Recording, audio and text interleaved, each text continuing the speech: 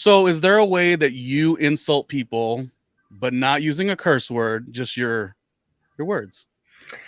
Well, here in the South, we have a very nice one. If anybody ever tells you, since I'm in Texas and I'm a Southern girl, right?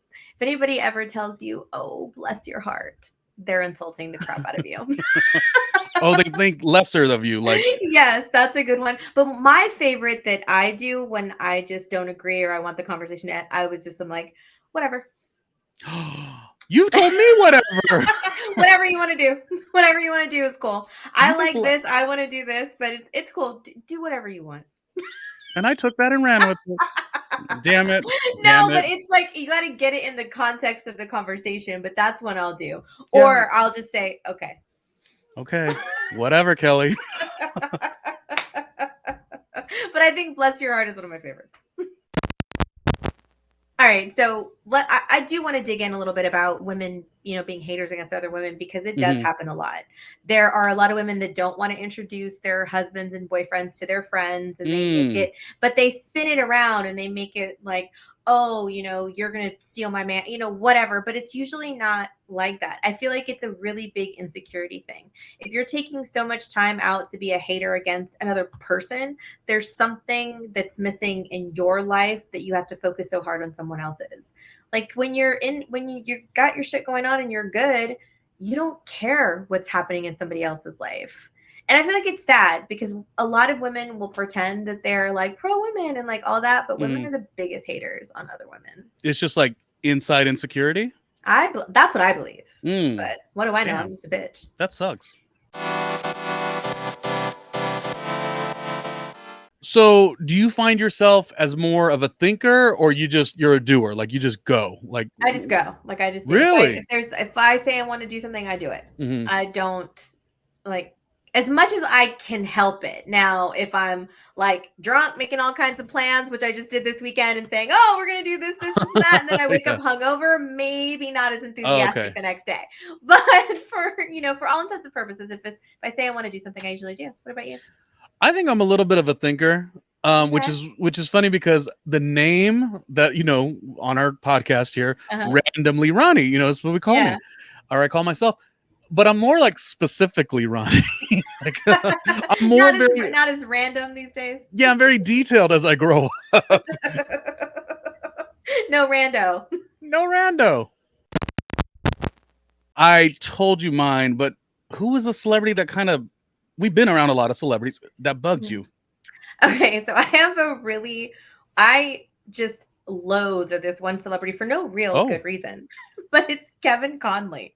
Like we've when I first moved to LA, when I first moved to LA, like he was always kind of like around. It was like kind of all of that group. We would see him out and like whatever. And I don't know, like anytime I would pass him or be like in his eye line, I felt like he'd give me like this weirdest look. And I was always like, what?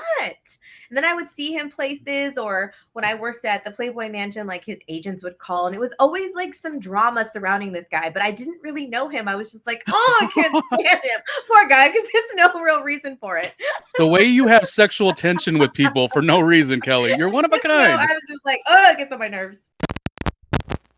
So I don't think it's a big deal, but it's a really big deal. Can you tell me this, Kelly? Why is somebody who's cold always get priority over somebody who's hot? So like if you're in a situation and somebody goes, oh, I'm cold, put on a jacket. Why does the door have to now shut and now I got to sweat in the house, or they got to put the heater on or something like that? Why are people who are cold get the priority over the people who are, what if I like a cold gust and the breezy wind to match my cold heart? Oh, well, they don't in our house. It's like, no, put on a sweater, put on a jacket, wrap yourself up. Because no. Oh, well, that's the old school. Put my foot down. That's saving money, though. That's what that is. Yeah. It's like, no, I put my foot down. Like, no, because I can't stand to be hot. See, fire pits are fun and all of that, but that's why you got to have a backyard. That's the obsession. Like, I would love to have like a nice backyard with a cool fire pit, chairs around. Like, I love that shit. I just do. I don't know the obsession. Have some fun. I like that part, but like, why does that have to be a backyard? Like, why do you have to live in a house? Like, I'm a condo living kind of person. You That can is find what a I condo enjoy. with a backyard with a, like, even if it's a little yard, there just is Oh, a well, no, difference no, of like an the outdoor space. serenity. Okay, then we're But not just a patio. Patios aren't necessarily the same, but I guess it depends on the size of it. But it's if like I you have just a have to nice be able to terrace, embrace like the serenity of it. if I have a terrace, I feel like that's serenity. I don't need a backyard to have that. I could go to the park. And by the way, I go to the park all the time. But a But is it backyard, better when like the park's in your backyard? no, because you're not seeing like you're supposed to commingle. The park is better. I mean, it might be a little dirtier.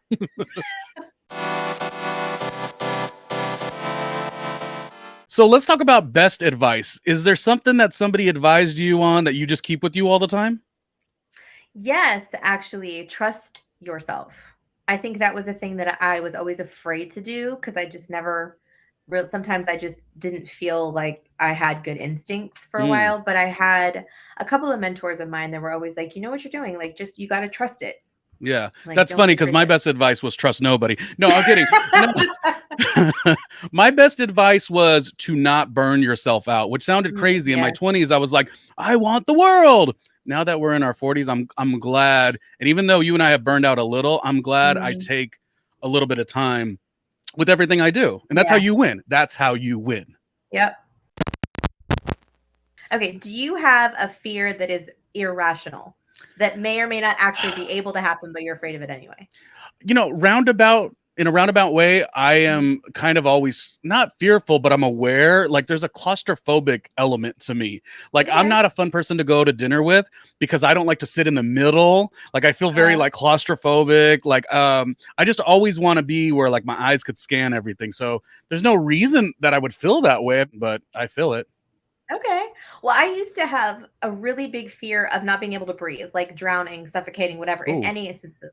And then I went on this trip to Costa Rica, went like whitewater rafting. We flipped over and I literally almost drowned. So I'm good now. I faced my Now you're fear. good. So all good there.